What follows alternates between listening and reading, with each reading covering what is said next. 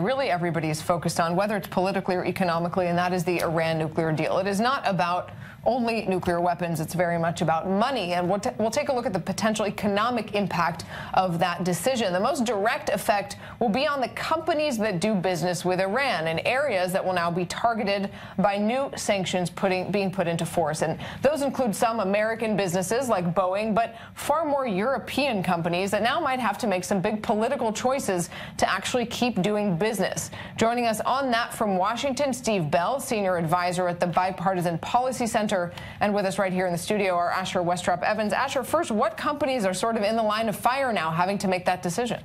So, Nurit, now some companies were a bit hesitant in 2015, not willing to go straight in, but other companies threw themselves right into the Iranian economy. And if we take a look here at some of the companies that made that choice to really throw in, we can see who are the potential losers in this whole situation. So, as you mentioned, Airbus and Boeing, the massive airplane manufacturers, potential losses of up to $39 billion from contracts they have in place there. Other companies include GE, Total, Accor and Volkswagen. These companies really are ones that went in full steam and now may be regretting some of those intensive decisions and deals they made. Well, they may be in a tight spot. Here's what former Israeli ambassador to the United Nations, Ron Prosor, had to say on this subject today at the Herzliya conference here in Israel.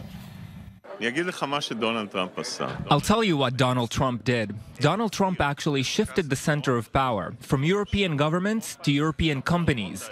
They're going to have to decide now what's more important. Is the Iranian market important or the American market? And in my opinion, we'll see European companies deliberate the issue of economic pressure on Iran.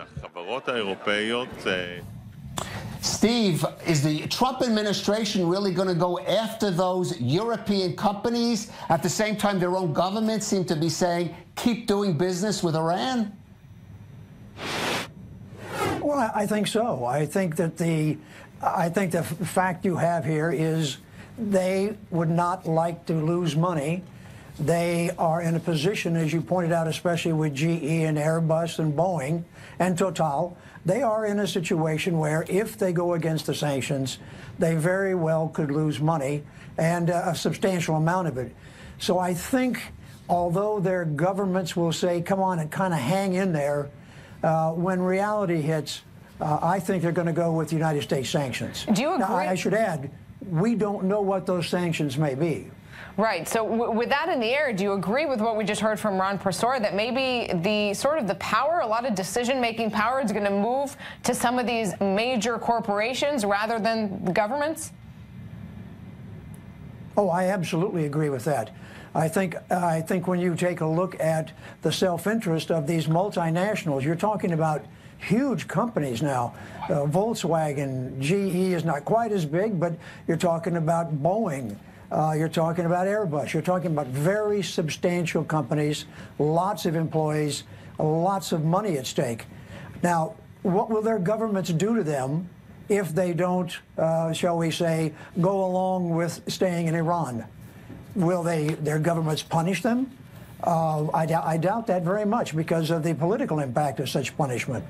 All right, Steve, stay with us, but let's focus on a particular area of business that certainly is going to be directly affected by the instability caused by the Iran nuclear agreement or the U.S. withdrawal, and that is the oil business. We are already seeing that the price of oil spiking in the last few weeks in the run-up, and Asher, here we definitely see a direct impact already on the markets. Not only are we seeing this direct impact already, but arguably we've been seeing this impact for weeks or even months leading up to now. If we take a look at how oil has moved over the last several months, it's really been on this steady climb, reaching back up to levels equal to the 2014 peaks that we were seeing, where we had oil well over $100 a barrel. Now we haven't reached those levels yet, but this steady climb seems to be in line with markets that understand that there could be a potential disruption coming. They didn't spike quite as highly as some might have anticipated in the wake of the U.S. pulling out of this Iran deal, but many argue that that's because they had already priced into the markets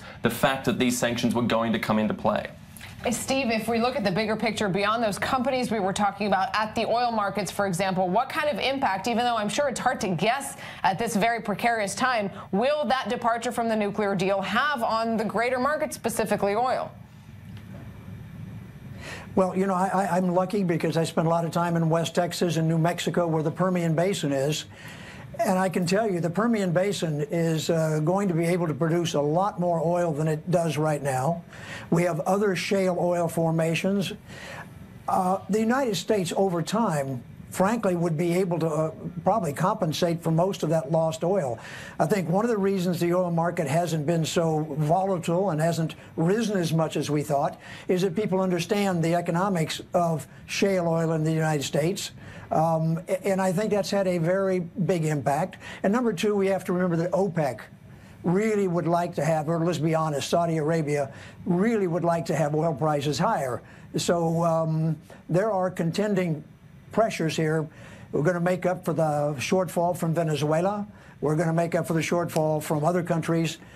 And I just think that people should not underestimate how powerful the shale oil exploration and production will be in the United States. I want to pick up, though, on Steve's comment about OPEC, Asher, because there's an irony here. Of course, Saudi Arabia wants the price of oil to go up, and they also wanted President Trump to pull out of that Iran nuclear agreement.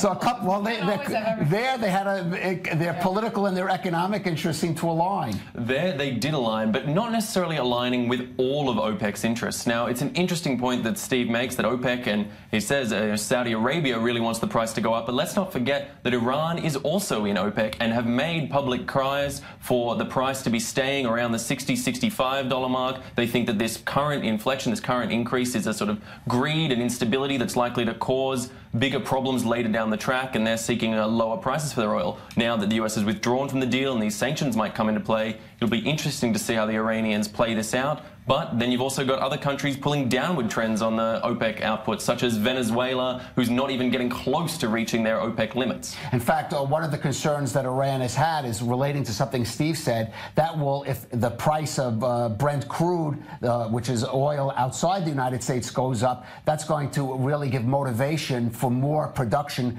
coming out of places like Texas and U.S. oil, that shale oil, and that could counter that. That's why Iran says they're ready to do it. And it seems, as Steve says, it looks like they're ready to start. What was it? Drill, baby, drill, as Sarah Palin used to say. Yeah. Steve Bell there in Washington. Oh, those were quaint times. Yeah, they were. They were. Those days. Yes. All right. Asher Westropp-Evans and Steve Bell.